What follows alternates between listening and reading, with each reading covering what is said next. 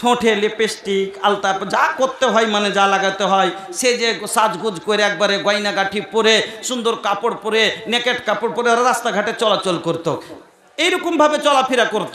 তো পর্দা কি জিনিস যখন ইসলাম আসলো, তো যখন আমার কিছু মানুষ ইসলাম গ্রহণ করেছে, মেয়েরাও গ্রহণ করেছে, এবার কিন্তু পর্দা যতদিন নাজিল হয়নি তার আগে মহিলারা যারা ইসলাম গ্রহণ করেছিল তারাও বেপর্দা হয়ে চলাচল করতো, মানে মাথায় হয়তো কাপড় নেই। কেন? পর্দা কি জিনিস তো বুঝে না, তো ওকে কি করবে, পর্দা কেমন কি কাকে বলে সেটাই জানে না, পর্দা নেই।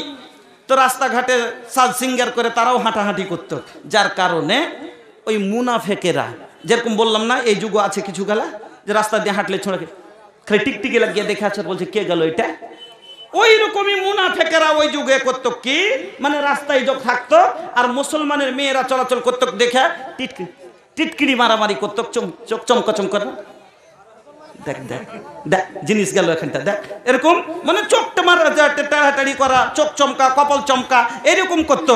এই দেখে একটা খারাপ লাগবে কি লাগবে না? খারাপ লাগবে কি লাগবে না? আমার ধর্মের একটা মেয়ে যদি রাস্তায় চলে আর কোনো বাজে লোককে দেখি যে এইভাবে করছে, আপনার গায়েও আগুন ধরবে, আমারও গায়ে আগুন ধরবে। হযরতে উমরে ফারুক শটে সেরে যাচ্ছে, শোনেন, একদিন আল্লাহ পাকের নবীর কাছে আসলেন, হ্যাঁ, মানে এইভাবে রাস্তাঘাটে চলাচল করছে মহিলারা, তো উমর ফারুককে ভালো লাগলো না। আসার পর আল্লাহ রসুলকে বলছেন, আল্লাহ রসুল আপনি দয়া করে মহিলাদের পর্দা করতে বলেন। আল্লাহর রসুল কোনো উত্তর দিলেন না। উমর ফারুক চলে গেলেন। কয়েকদিন পরে আবার আসেন, ওই কথাই আবার নবীকে বলছেন, ইয়া রাসূলুল্লাহ ইয়া হাবিবাল্লাহ, নবী গো একদিনই এসেছিলাম আপনার কাছে, আমি অভিযোগ করেছিলাম পর্দা সম্বন্ধে, আজকে আবার এসেছি, আপনি দয়া করে মহিলাদেরকে পর্দা করতে বলেন। আল্লাহর রাসূল আবার কোনো উত্তর দিলেন না। উমরের মনে মনে একটা কিন্তু মন খারাপ হবে কিনা যে একবার দুবার বলছি, কিন্তু হ্যাঁ বা না একটা কথা তো আল্লাহ রসুল বলবেন, কোনো কথাই তো বললেন না। উমর ফারুক চলে গেলেন, চুপচাপ করে চলে গেলেন। আবার আর একদিন আসেন আর মনে মনে কিন্তু বলছেন, আজকে যাব আল্লাহর রসুলকে এই কথা বলবো, যদি উত্তর দেন ঠিক আছে, না হলে আজ থেকে এই বিষয়তে আর কোনো কথা বলবো না। আল্লাহর রসুলের কাছে চলে আসলেন, আসার পরে এবার বলছেন ওই কথা, ইয়া রাসূলুল্লাহ দয়ার নবী গো মহিলাদেরকে পর্দায় পুরুন, পর্দা করতে বলুন, আপনি দয়া করে পর্দার হুকুম করেন। আল্লাহ রাব্বুল আলামিন আরশে আজিম থেকে সব দেখতে আছেন। আল্লাহ বলেন, বান্দারে আমি তোর কতটা কাছে আছে শোন। আল্লাহ মা তুওয়াসবিসু বিহি নাফসুহু ওয়া নাহনু আকরাবু ইলাইহি মিন হাবলিল ওয়ারিদ।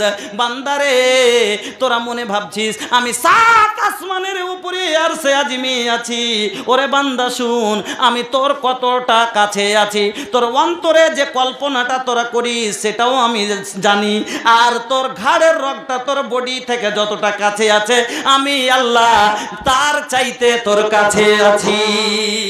আল্লাহ রাব্বুল আলামিন সব ওখান থেকে আলিমুম বিজাতিস সুদূর, নবীর অন্তরের কথা জানছে, উমরের অন্তরের কথা জানছেন।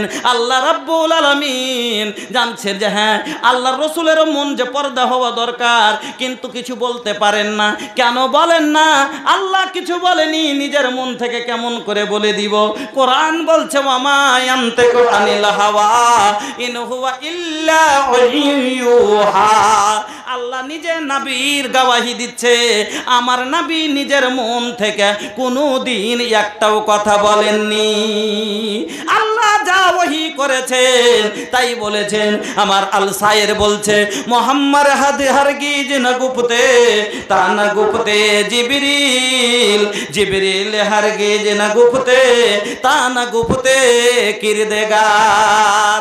আল্লাহ রাসূল অতক্ষণ পর্যন্ত মানুষকে কোনো কথা বলেননি যতক্ষণ জিবরিল আমিন নবীকে না বলেছেন, আর জিবরিল অতক্ষণ কোনো কথা বলেননি যতক্ষণ আল্লাহ জিবরিলকে নবীকে বলতে না বলেছেন। এবার আল্লাহ আদেশ করে দিলেন, যা যা যা মুখ যে খবর দিয়ে দে, আজকে থেকে পর্দার আইন হয়ে গেল। মহিলাদেরকে বলে দিবে, তারা যখন রাজা তারা বাড়িতে বেশি থাকার চেষ্টা করবে। ও মা খালা শোনেন, আল্লাহ রাব্বুল আলামিন বলেন ওয়াকারনা ফি বুয়ুতিকুন্না ওয়ালা তাবাররাজনা তাবাররুজাল জাহিলিয়াতিল উলা। আল্লাহ বলছেন মহিলারা রে, তোরা বেশি পর্দার মধ্যে থাক, বাড়ির ভিতরে থাক। কেন? ঘেরা জিনিস বেশি সুরক্ষিত থাকে, এই জন্য তোরা বেশি ঘেরার মধ্যে থাক। ও কারণে তোরা বাইরে যাস না, বিনা কারণে কোনো ওখান রাস্তাঘাটে চলিস না।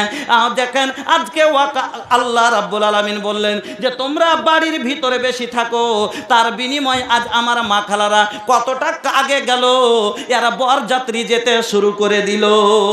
যেখানে আল্লাহ বলছেন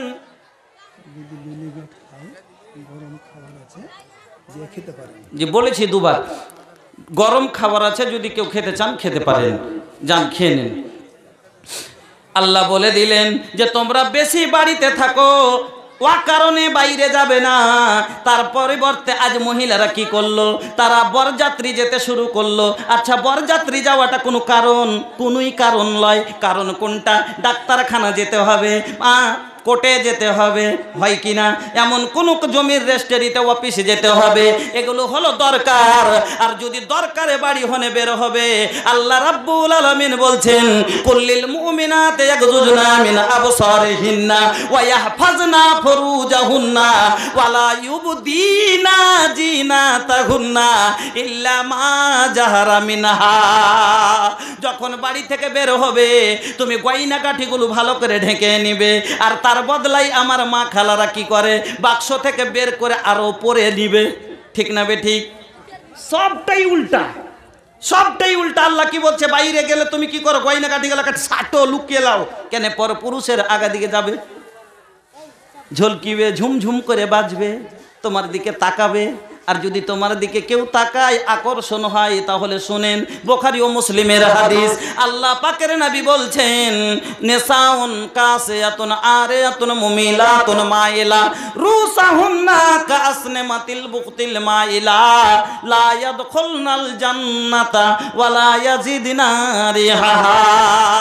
নেসাউন কাসিয়াতুন আরিয়া, ওই মহিলাগুলো যারা কাপড় পর সত্য অলঙ্গ দেখায়, মানে এত পাতলা কাপড় বা এত নেকেট ছোট কাপড় বা এত টাইট পোশাক, যার কারণে তার অঙ্গ বোঝা যায়, দেখা যায়। আছে না নাই?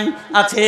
তাহলে আরে আল্লাহ, দাদা রে দাদা পহনেলি ऐसन ड्रेस झलकाता देहिया लोकाता केस, दादा रे दादा पहनेली ऐसन ड्रेस झलकाता देहिया लोकाता केस।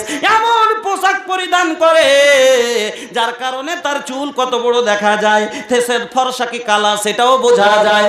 এত পাতলা কাপড় যারা পরে, এবং তা বুকতি উটের মতো কুজের মতো করে চুলগুলো উপর দিকে করে বাঁধলো।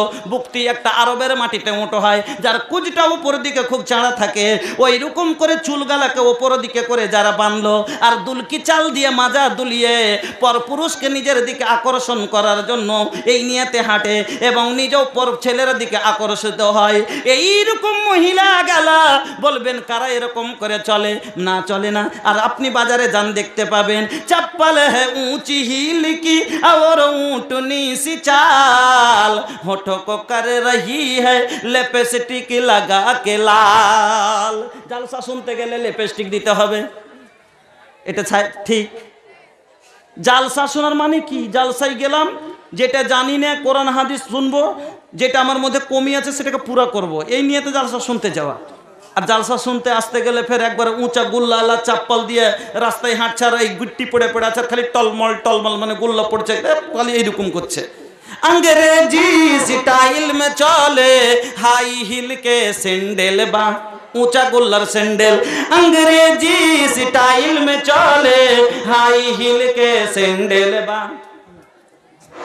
যারা ডেলিকেট খাওয়ার ইচ্ছা আছে যাদের, তারা খেতে পারে। ডেলিকেটটা 100 থেকে 80 টাকা করা হয়েছে। 80 টাকা দিয়ে ডেলিকেট খেতে পারেন।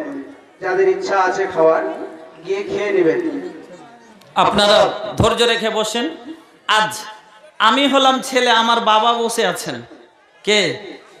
আমি যেগুলো বায়ান দিচ্ছি জিনার কাছ থেকে আমি পেয়েছি, আমার শিক্ষক ওস্তাজে মোহতারাম জিনার কাছে আমি বুখারীর দর্শ নিয়েছি, জনাব মৌলানা শাইখুল হাদিস মোজাম্মিল হক সাহেব, উনি আমার শিক্ষক। আমি ওনার কাছে যদি শিখে এতটা বলতে পারি তাহলে তার ধার কত হইতে পারে?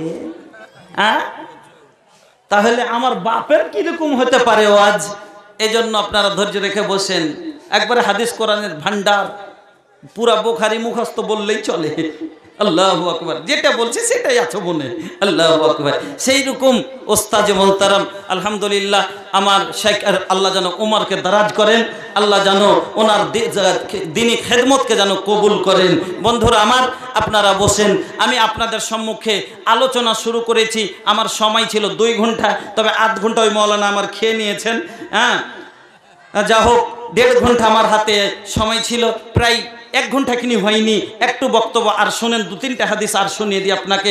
সমাজকে চেঞ্জ করতে হবে ভাইজান। নামাজ পড়ছি, রোজা করব, আর করার পরে যদি এই রকম কাজের কারণে জাহান্নামে চলে যায়, বেপরদা হলে জাহান্নামে চলে যায়, তাহলে লাভ কি হলো?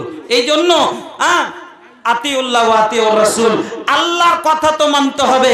রাসূল যেগুলো বয়ান করে গেছেন যে তুমি পর্দা করো, তো যেইভাবে বলেছে সেইভাবে আপনাকে আমাকে চলতে হবে।